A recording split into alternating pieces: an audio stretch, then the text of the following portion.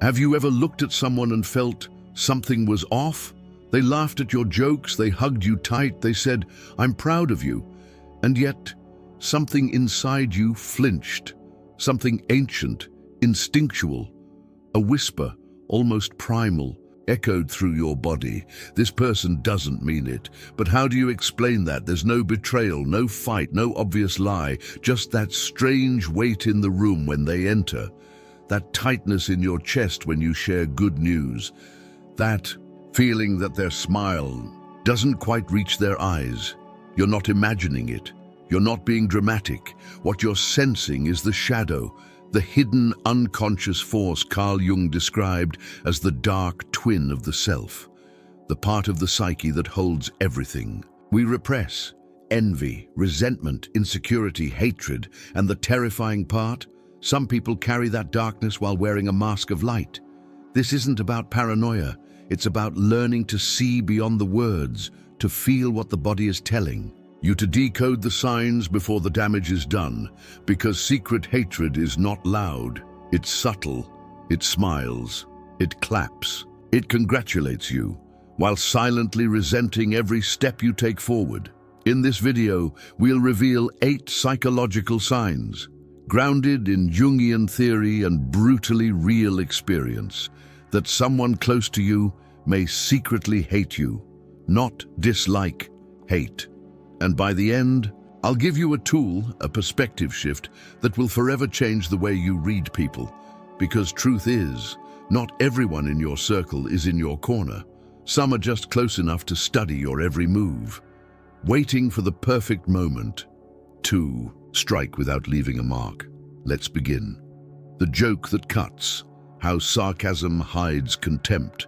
They laugh, you laugh too, but inside, something stings. It's subtle, so subtle you almost ignore it. A joke about your weight, a funny remark about your past failure, a sarcastic comment wrapped in a smile. "Wow, you're really trying this time, huh?" The room chuckles, but your soul tightens, and when you call it out, you're told, "Relax, you're too sensitive. It was just a joke." But what if it wasn't? What if that wasn't humor at all, but hate dressed in charm? Carl Jung once said, "Everything that irritates us about others can lead us to an understanding of ourselves. But what about those who refuse that journey inward? They don't examine their darkness. They export it, project it, turn it into weapons coated in sarcasm and delivered with a grin. These people don't need to scream to hurt you. They bleed you with laughter. They study your wounds, then poke them in public. They know your insecurities, your traumas, your soft spots, and they wrap their cruelty in humor so no one notices, not even you at first. This is emotional warfare, and sarcasm is their sniper rifle. Because here's the truth Jung pointed to: when someone has not integrated their own shadow, they will try to humiliate yours. They will use your light to expose what they lack, and instead of healing themselves, they make you feel like you're the problem. For feeling hurt, for reacting, for speaking up. Let's break down the signs. Their jokes always have a target, and it's you. There's a pattern. They joke only when you're winning. They escalate around others, never in private. When confronted, they gaslight you. You leave interactions feeling drained, anxious, small. This isn't just their humor style. It's not about you being too sensitive. It's about them being too afraid to confront their inferiority, their jealousy, their unresolved shame. So instead they twist your self-worth and laugh while doing it. In Jungian psychology, this is called projection. The disowned parts of the self, the weak, jealous, angry, or insecure, are cast onto another. You become the mirror of what they cannot face, and they don't even know they're doing it. But your body knows, your chest tightens, your smile fades, you second-guess yourself. And after every interaction, you rehearse what you should have said, because deep down you feel it's not right. Let me tell you this: you are not weak for feeling hurt. You are not dramatic for noticing the sting. You are not imagining it. you are feeling what the soul feels: betrayal, disguised as bonding, because real friends may tease you, but they never leave wounds. Their humor lifts. It never cuts. They laugh with you, not at you. They don't corner you in front of others, then act surprised when you bleed. So if you keep laughing to survive, if you keep smiling to avoid confrontation, if you're laughing in public but crying in private, it's time to ask yourself, is this really friendship or psychological erosion? And here's the darkest part. Some people will keep joking until there's nothing left of your self-esteem. And when you finally break, they'll say, "Wow, I didn't know you were so fragile." No, you weren't fragile. You were being sliced by sarcasm 1,000 times in silence. And now you know, but it doesn't stop there, because sometimes the hate isn't hidden in laughter. Sometimes it's hidden in help, the knife in the hug, how subtle sabotage disguises itself as concern. They forgot to tell you. That meeting, that opportunity, that one detail that could have changed everything. "Oh, I thought I mentioned it. Sorry. It just slipped my mind. Once, maybe twice. Coincidence, but 3 times, 4 times, always when it matters most." That's not forgetfulness. That's strategy. Sabotage doesn't always arrive with a scream. Sometimes it knocks gently, bearing gifts and false concern. Sometimes it hugs you while quietly rearranging the bricks of your foundation. And the worst part? It's always someone you trust, the person who calls themselves your biggest supporter, the one who offers advice that somehow always leads to failure, the one who encourages you, but only after you've already missed the moment. They don't attack, they don't argue, they simply don't show up when it counts.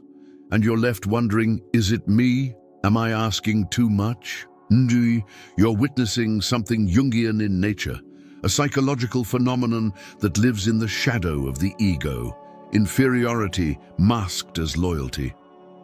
Carl Jung warned us, people will do anything, no matter how absurd, to avoid facing their own soul. And when someone sees you growing, stepping forward, building something they've neglected in themselves, they don't confront their stagnation. They quietly try to keep you small. Not with direct resistance, but through missed calls, convenient delays, bad advice wrapped in affection.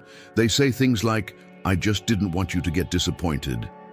I thought this would be better for you. You're moving too fast. Slow down." But every time you listen, you lose a little more momentum, a little more belief in yourself, a little more time. These aren't enemies. These are people who sit next to you, cheer for you in public, but flinch when you rise, not because they want you to fail, but because your success makes them feel like they already have. In Jungian language, this is the shadow of comparison.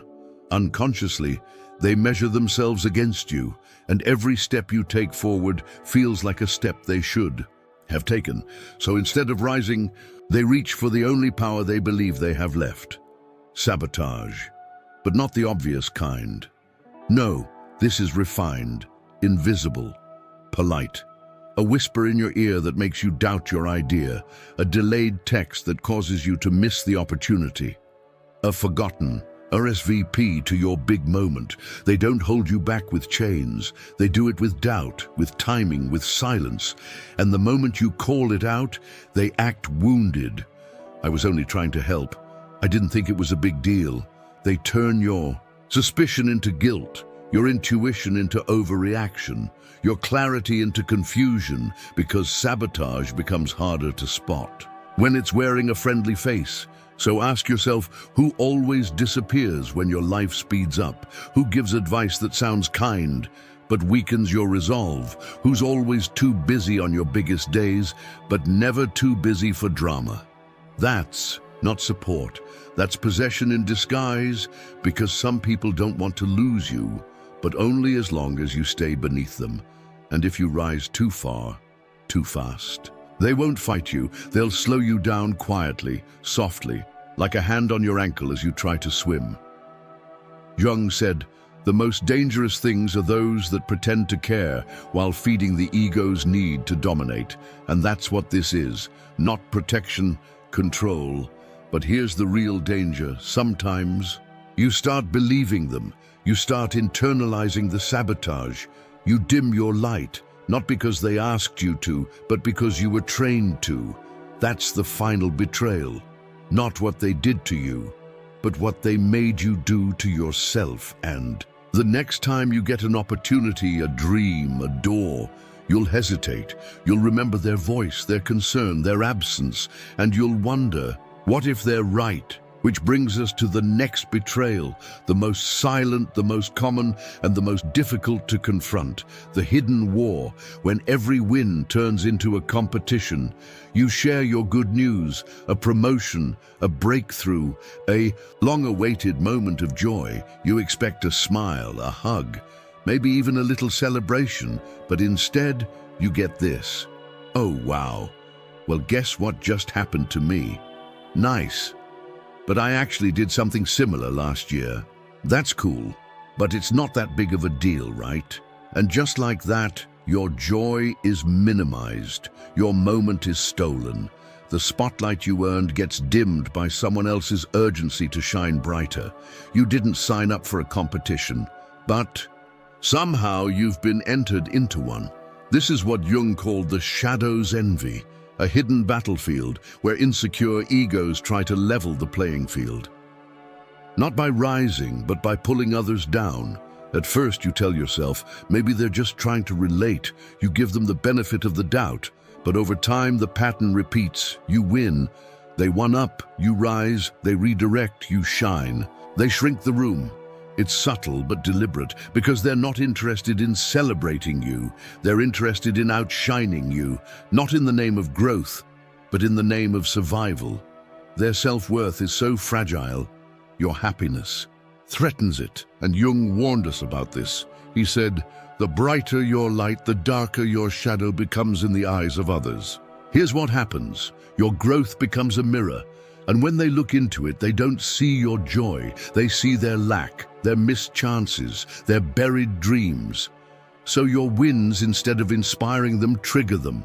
And that trigger activates their inner war, one they never resolved, never acknowledged, never healed. They start keeping score. Every congratulations hides a calculation. Every compliment has a hidden clause. And every time you rise, they mentally raise the bar. For themselves or against you, you'll notice things. They don't ask questions about your success, just change the topic. Their praise feels robotic, rehearsed, hollow. They only show excitement when they're ahead, never when you are.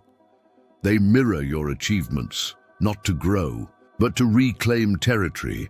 And here's the psychological twist. They may not even know they're doing it. That's how the unconscious works. When you haven't made peace with your own failures, someone else's success feels like a threat. But your gut knows. You feel that static in the air when you share good news. You sense their energy shift. The light fades from their face. The body tightens. The tone drops a degree colder. They don't say they're competing, but their soul flinches every time you soar. And when you finally call it out, they gaslight you again. You're imagining things. You're being paranoid. I'm just happy for you. Don't be weird. But you're not imagining anything. You're simply not blind to energy anymore. Because here's the dangerous part. People in secret competition don't want to destroy you. They want to keep you close, just not above. They'll tolerate your glow as long as it doesn't shine on their darkness. They'll pretend to clap, but always with one eye on the scoreboard. They'll call you friend, but see you as opponent. And eventually, you start shrinking yourself, toning down your joy, softening your wins, filtering your voice to avoid triggering their ego. That's not friendship. That's psychological captivity.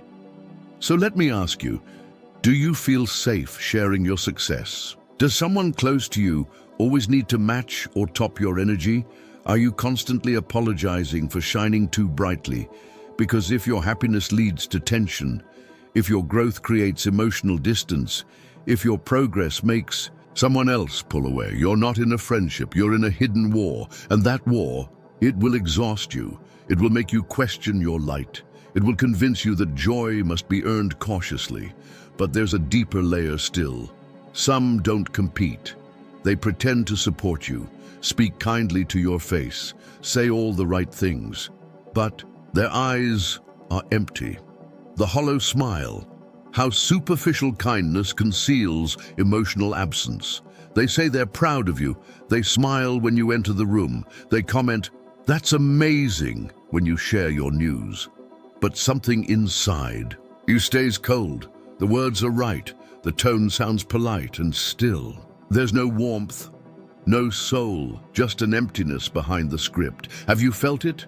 It's like standing in sunlight that somehow doesn't warm your skin. You hear support, but you don't feel it. You're celebrated, but you feel unseen. Their presence is there, but their essence is missing. Carl Jung warned us about this phenomenon. He called it ego dissociation, when someone becomes so emotionally cut off from their inner world that they can no longer access authentic connection. They perform kindness, they recite compassion, but their soul never enters the room. These are the people who say all the right things, but never mean them. They text, "I'm here for you," but vanish when the storm hits. They write congratulations, but never show up to celebrate.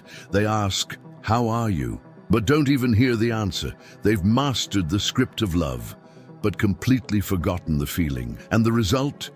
You walk away from every conversation feeling lonelier than before. You question your intuition. Maybe I'm just expecting too much. But no, you're not. You're just finally noticing that you're not connecting. You're being tolerated, not treasured. Because here's the secret Jung exposed. When people haven't confronted their own emotional emptiness, they lose the ability to connect authentically. They become actors, playing the role of friend, partner, family, without ever bringing their real self to the stage. And that's the pain you're feeling, the disconnect between word and energy. Here's what it looks like. They always say, "I'm proud of you," but never look you in the eye. They post support online, but don't show up in real life. They say, "I miss you," but never initiate a call. They smile, but their body leans away. Their tone is flat, their timing is off. It's a strange emptiness you can't explain, but you feel it. Your body feels it. Jung believed that the unconscious always speaks through energy before it ever speaks through words. And when someone's kindness feels hollow, it's your intuition warning you. This person's mask is flawless, but their soul is missing. Let's go deeper. When you succeed, they praise you. Quickly, flatly, but they don't ask questions. They don't stay in the celebration. With you, they don't sit in the joy. They don't connect. They're kind on the surface, but their energy remains on standby, because true kindness doesn't just speak, it feels. You can't fake presence. You can't fake care. Real people don't just show up when it's easy. They show up when it's soulful. They hold your hand in silence. They see you when you're invisible. They feel your victories like their own. But superficial kindness, it's a copy-paste performance, polite, clean, sterile, and ultimately dehumanizing. And the more time you spend around it, the more you begin to question your own emotional reality. Maybe I'm expecting too much. Maybe they do care, just in their own way. Maybe this is what friendship feels like. No, you're not wrong for needing warmth. You're not needy for desiring presence. You're not broken for craving real connection. You're just finally noticing that your heart has been trying to connect with a mask. So pay attention if someone's presence always feels vacant, if their praise feels rehearsed, if their kindness comes in perfectly timed messages, but never in spontaneous emotion.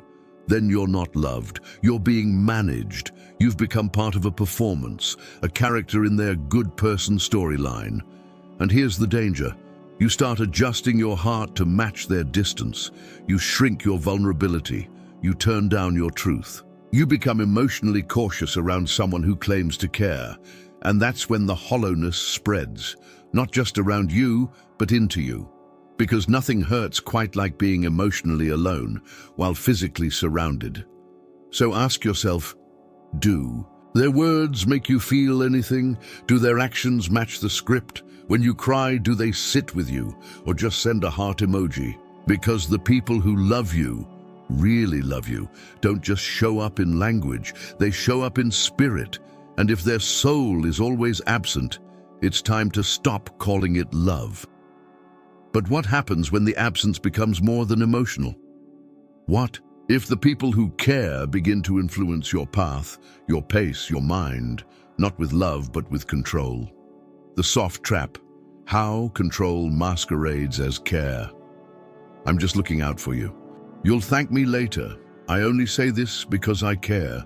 At first, those words sound comforting, reassuring, even loving. But over time, they start to feel like chains. You share a dream, and they raise an eyebrow.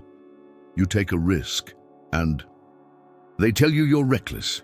You express joy, and they respond with worry, not out of malice, but out of a need to contain you. And that's the trap, because this isn't obvious control. It's the soft kind. It sounds like love, looks like guidance, and feels like a warning.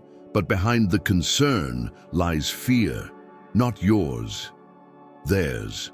Carl Jung once said, people will do anything to avoid facing their own soul. And one of the most subtle ways they avoid their own chaos is by trying to organize yours. Here's the truth. No one wants to admit. People who cannot control their own emotions, their own fears, their own stagnation, will try to control you instead. Not with demands, but with suggestions, not with force, but with softness. And before you realize it, you've stopped dreaming out loud. You've stopped moving forward without their approval. You've begun seeking permission instead of trusting your intuition. It happens slowly. They caution you out of new opportunities. They warn you about people you trust. They doubt your ability to handle the unknown. They paint a world where everything beyond their advice is dangerous, risky, unsafe. And because they're close to you, because they've earned your trust, you start believing them. You shrink your plans. You water down your voice. You second-guess your instincts. And they smile, because in their eyes, you're not just safe. You're back under their control. Jung believed that control is the ego's final defense against collapse. When someone feels powerless inside, they try to control what's outside. Not because they're evil, but because it gives them the illusion of stability. But here's the twist. They don't think they're controlling you. They believe they're helping you. They see themselves as wise, protective, rational. But underneath all of that is the terrifying truth. They don't trust your power. They're not afraid of your failure. They're afraid of your independence, because the more confident you become, the less you need them. And for people who base their self-worth on being needed, your freedom is a threat. So they wrap their fear in tenderness. They give you advice that sounds smart, but always leads you back to them. They become your filter, your compass, your governor, and without realizing it, you begin to internalize their voice. You stop before you act. You edit yourself before you speak. You don't move until they nod. That's not love. That's emotional conditioning. And the longer you stay, the more your inner compass goes quiet, because love was supposed to give you wings, not make you fear the sky. Let me ask you, do you feel nervous sharing big decisions with someone? Do you worry about their reaction more than your own desire? Do you feel small after their supportive conversations?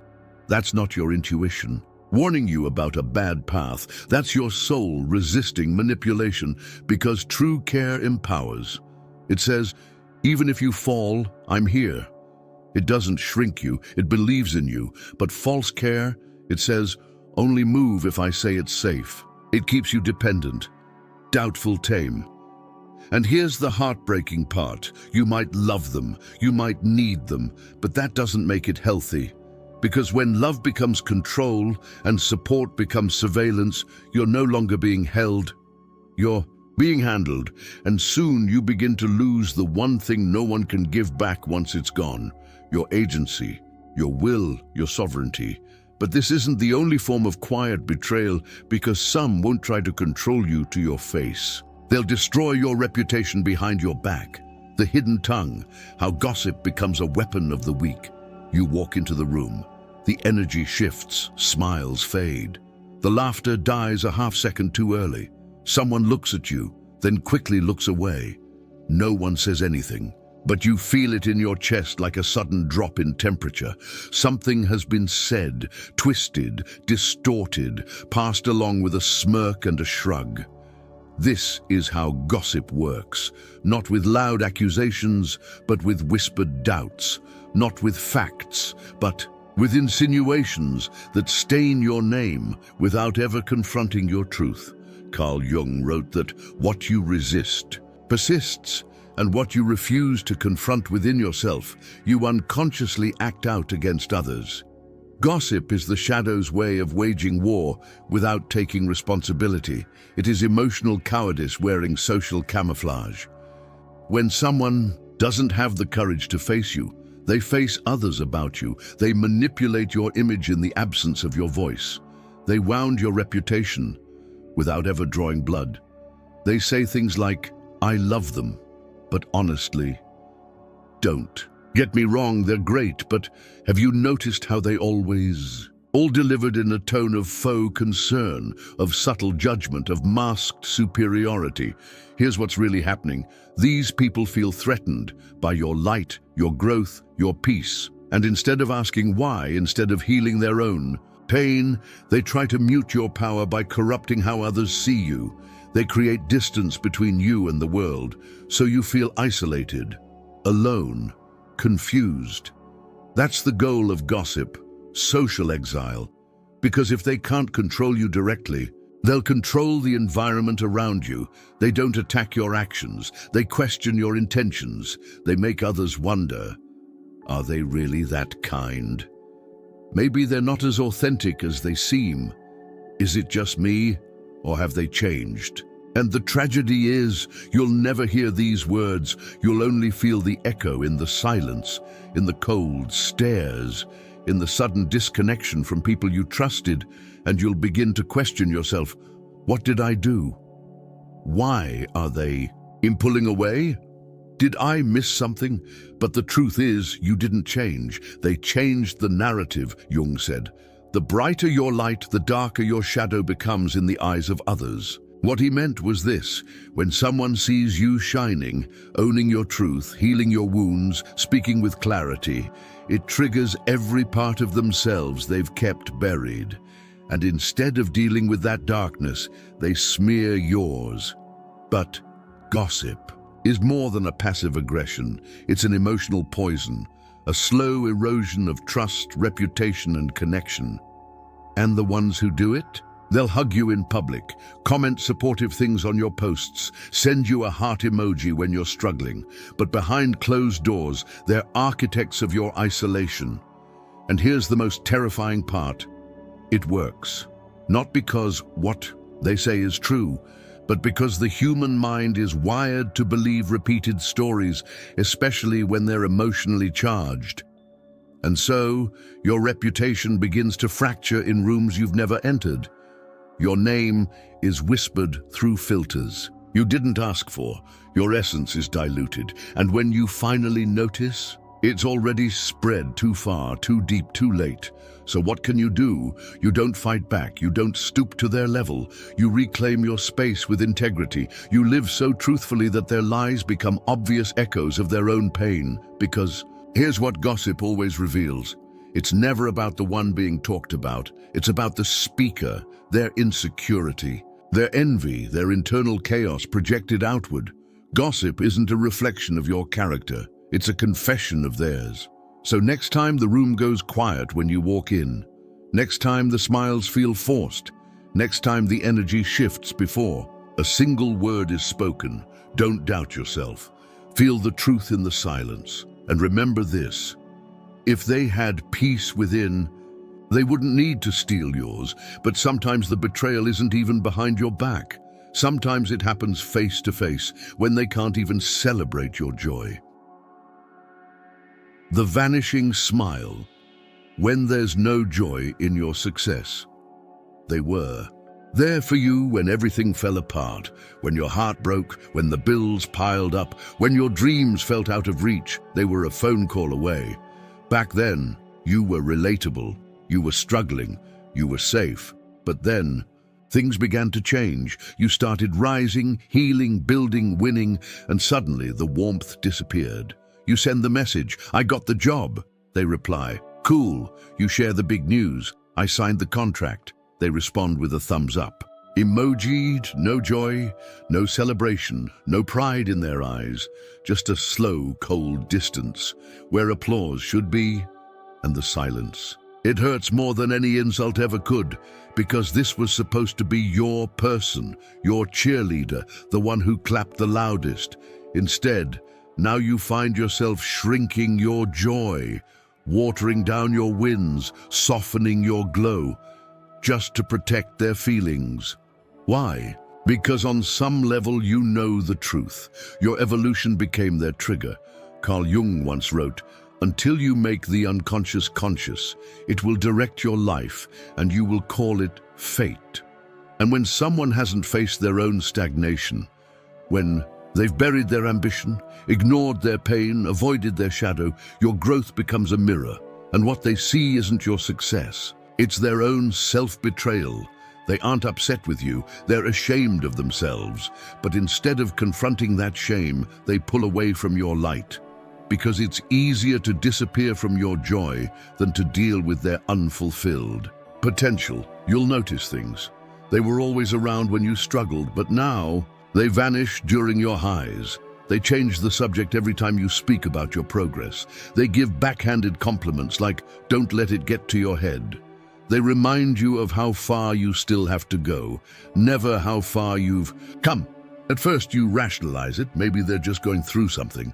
They'll come around eventually, but deep inside your soul feels it. This person can't hold space for your joy anymore, because your joy makes their silence louder, your peace makes their chaos harder to ignore, your glow turns up the volume.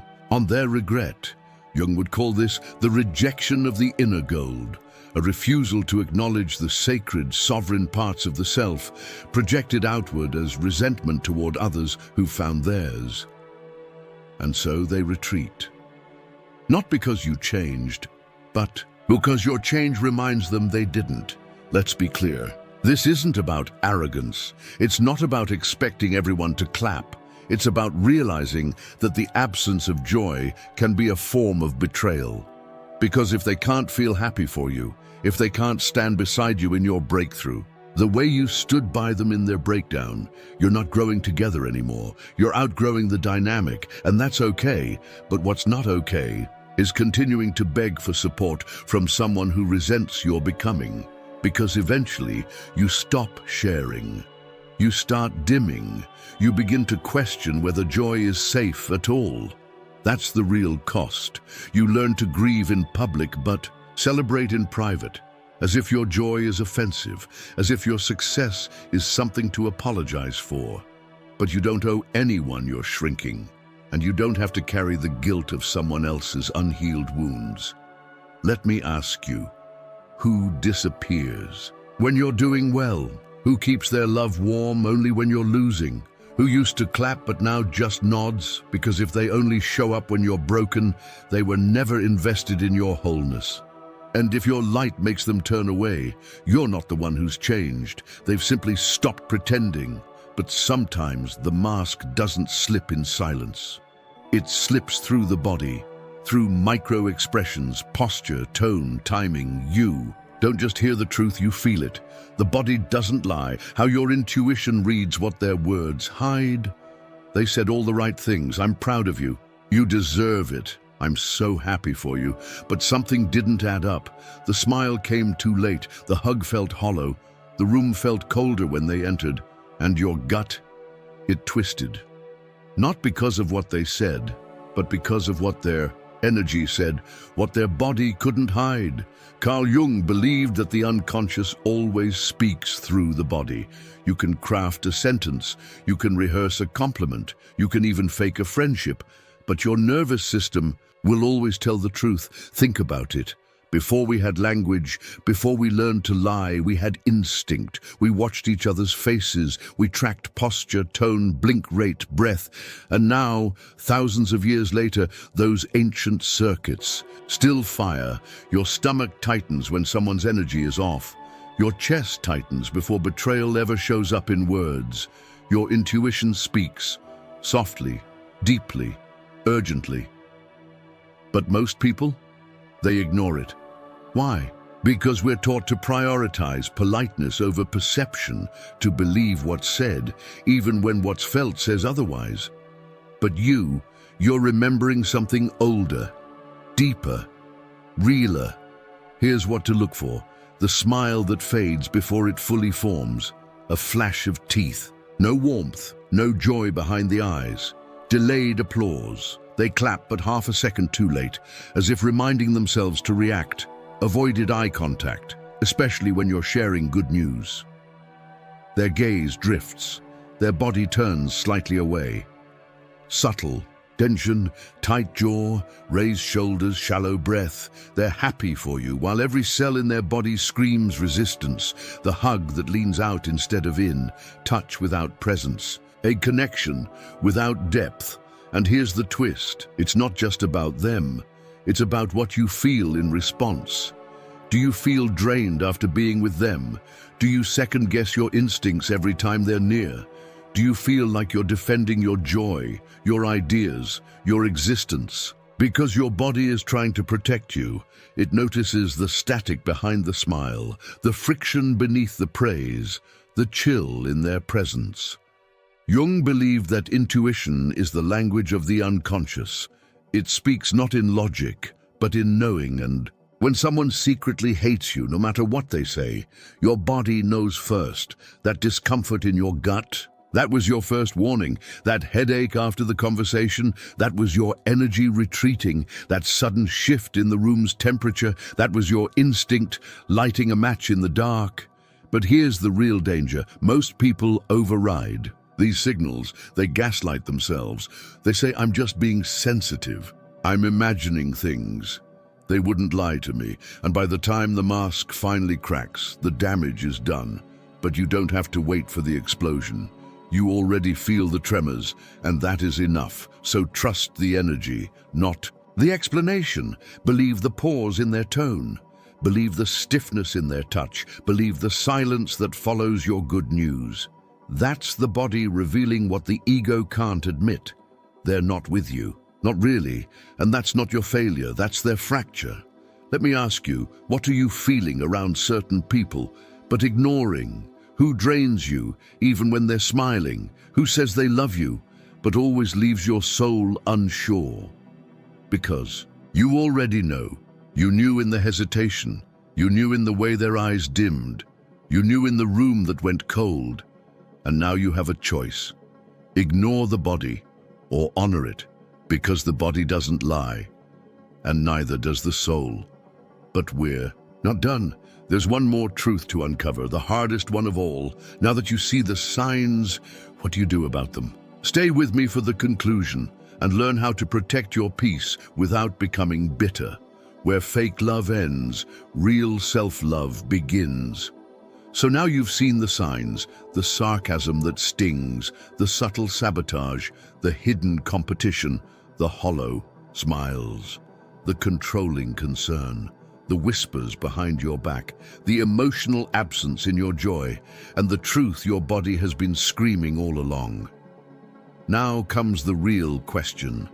What do you do with this truth? The old you might have tried harder, explained more, clung tighter to those who were secretly letting go of you, begged for support, shrunk to stay accepted, dimmed to be digestible, but not anymore. Because now you're awake. Now you see the masks. Now you feel what your soul was always trying to say. Not everyone in your circle is in your corner, and that doesn't mean you hate them. It doesn't mean you expose them. It doesn't even mean you confront them. It means you choose yourself. Carl Jung said, "Your vision will become clear only when you look into your heart. Who looks outside dreams. Who looks inside awakens. So look inside now. Look at the patterns you've been ignoring, the energy you've been enduring, the false love you've been calling home, and then ask yourself, what does my peace cost? Who keeps me small while calling it love? Where am I still pouring light into someone who only hands me shadows? Because here's the truth. You don't need to convince them. You don't need to win them over. You don't need their clap, their approval, or their congratulations. You need one thing: boundaries. Boundaries are not punishment. They are protection, a sacred container for your energy, your joy, your rise. So stop over-explaining. Stop justifying your growth. Stop inviting people into your life who flinch every time you shine. You are not here to soothe insecure egos. You are not here to be smaller than your potential, just to be loved. You are here to rise, and yes, it may feel lonely at first, but there's a difference between loneliness and peace. Peace is quiet because it's whole. Loneliness is loud because it's aching. What you're stepping into now isn't loneliness, it's liberation, because self-love starts where fake love ends. So take a breath and remember, you're not too sensitive, you're not imagining things, you're not asking too much, you're just no longer accepting less. And if this message awakened something in you, if it put words to the feeling you've carried for years, share this video with someone who needs to hear it. Drop a comment and tell me which sign hit the hardest. And if you're ready to go deeper, into the psyche, into the unconscious, into the patterns that shape everything, subscribe, because this is just the beginning. We're going darker, deeper, realer. Not to get lost in the shadows, but to finally understand them. Your journey just got real, not the end, the start of a new you.